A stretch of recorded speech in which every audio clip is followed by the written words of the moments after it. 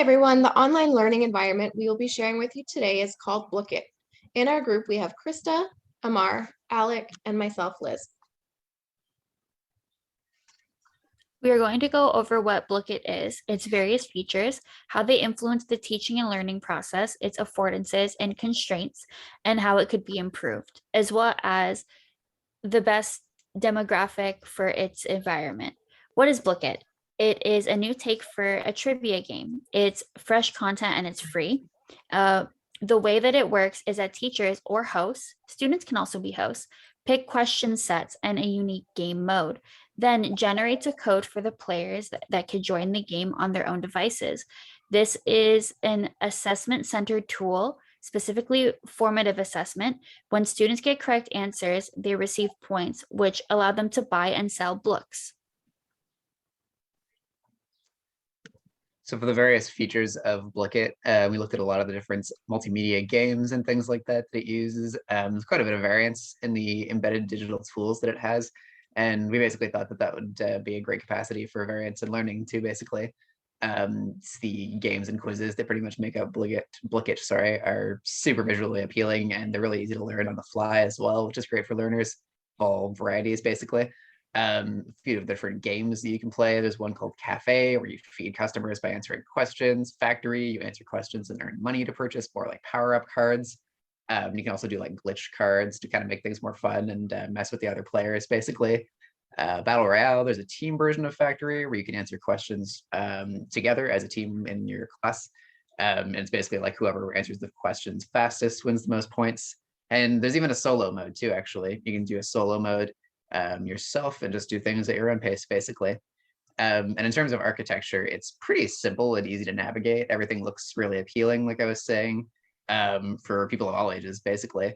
It's easy to navigate, it's still flashy, and yeah, it's still accessible to students of all various like learning styles and needs for the most part, and speed, sorry. So some of the principles of e-learning that we looked at in it as well. For the redundancy principle, it does allow for repetition of questions in the various game modes to keep it interesting. This basically type of conditioning that connects it to the behaviorist theory of learning. And it also allows players to converse with each other while they're like getting to the objective of the game that they're doing, basically, which also relates back to the constructivist learning approach. And it's basically a really a learner-centric approach that can create this environment that includes communication and a lot of collaboration, which is great for all this e-learning and relating back to Meyer as well, basically. For the modality principle, as we know, it applies to graphics as explained by on-screen narration. Unfortunately, Blookit has many instances of on-screen text without an option for audio narration, which can hinder learning for some students. There are, however, some instances where this principle can be seen at work, such as the ability to hear questions read aloud by a text-to-speech function in some game features.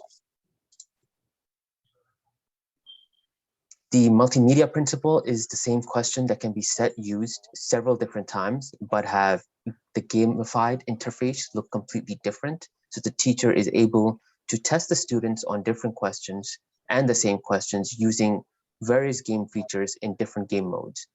Coherence principle, the info that is given to students is brief and is within the context and subject matter. So there is the flashcards option in most of the games. The content is focused on the subject matter, thereby preventing overload. Blookit uses a constructivist learning theory. Since constructivism is a learner-centered approach, one goal is to create a meaningful environment that includes communication and collaboration. That's from Gold, 2001. Hodgson and Wetland, 2004, state that collaboration is a key component, a constructivist approach to online teaching and learning.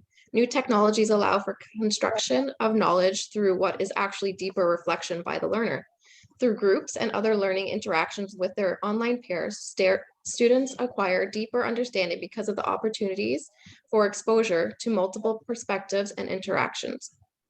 Doolittle, 1999, notes that constructivism helps to acknowledge the knowledge that is gained and occurs over 4 assumptions. Learning involves active cognitive processing. Learning is adaptive. Learning is subjective, not objective. And learning involves both social, cultural, and individual processes. A type of learning that can occur through a game such as this in this type of learning environment is behaviorism. Students can use this tool to seek immediate feedback via correct or incorrect answers. Behaviorism is about learning through interactions within an environment. The most prominent example is positive reinforcement. When students get correct answers on Blooket, they receive points. And this shapes their behavior by encouraging them to get more so that they can gain their points. For the affordances and constraints of Blooket, we'll be looking at in terms of equity and inclusion. So is the site digital space barrier free? Is it accessible for all learners? Can it be accessed via mobile device? Is it free? The matters of privacy. So let's take a look at accessibility. Different game features ensure that the teacher is able to accommodate students. So whatever the lesson plan or curriculum that the teacher chooses, because there are various game features options available, the student is able to take into consideration various IEP forms and accommodate all types of learners. There's a repetition of questions. So students, if they get one question wrong, that same question comes back again in a different way. It accommodates the whole class. There is more than 25 student class limit. There's a 60 student player maximum. There's an option for self-paced game. So you can make it timed or self-paced. High level of engagement with various game modes. It promotes collaboration. And privacy, it's ad-free. User rights include access, rectification, erasure, restriction, objection, and data portability. And it's free use for students. As for constraints, for the accessibility side, the read out loud option does not exist, as mentioned previously, and the teacher presence is somewhat needed. Barrier-free digital space, students can become too competitive, thereby outcasting their peers. In terms of privacy, it's required to share contact info such as address. And finally, there's limited free access for teachers. So teachers are unable to access which questions were wrongly answered, thereby limiting their formative assessment. This learning environment can be improved in several ways, which include having more options for free, including formative feedback for teachers, update the program to provide teachers the ability to see exactly which questions the students are getting wrong instead of just the percentage, update the program to include a read aloud option for the students who may have difficulty reading what's on the screen, and allow for teachers to have the option to duplicate games and edit questions as needed for their students based on the feedback that they receive. Blooket target audience are modern tech savvy educators and all students. They say the trivia style game can be used for students in grades 1 to 12. So basic reading is required, but within this, it mostly aims for the elementary school age based on the games. Students do not need to make an account, but many may want to do so.